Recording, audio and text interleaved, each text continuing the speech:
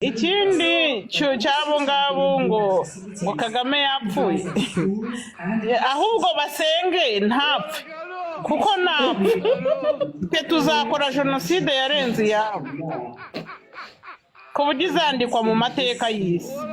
bagira amahirwe kubera ko n'ubundi ni umubyeyi ni nawe ubavugira ni nawe wagiye kubarunda muri bakagombye kujya bamusingiza umundi bakagombye kujya basingiza Kagame bakavuga ati urabaho urakabaho Kagame watugiriye impuhwe nyuma yo kuyakura u Rwanda nyuma yo gukora jenoside ntago wihoreye watugiriye impuhwe uraturengeye umubyeyi watwakira uzana ubumwe bw'abanyarwanda mukamusingiza mwakwiriye kumusingiza ariko ubundi nimugire ngo buri munyarwanda wese ufite impuhwe nk'iza Kagame mwanjijimwe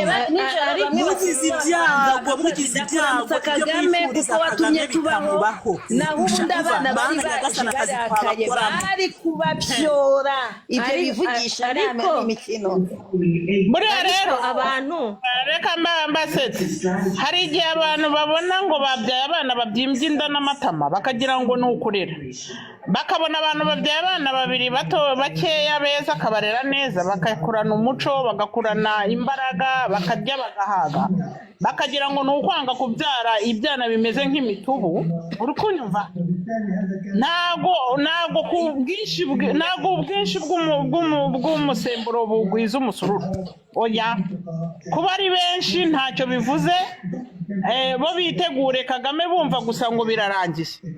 nta nubwo tuzamushyingura wenyine tuzamushyingurana n'ibindi bintu tugomba kumusasira ariko nyumva ibyo bajyaga bavuga ngo Habyarimana ngo apfuye ngo bazamusasira twe tuzasasa karindwi ariko nyumva ibyo rero bakanga abantu bavuga ubusa bivugaga se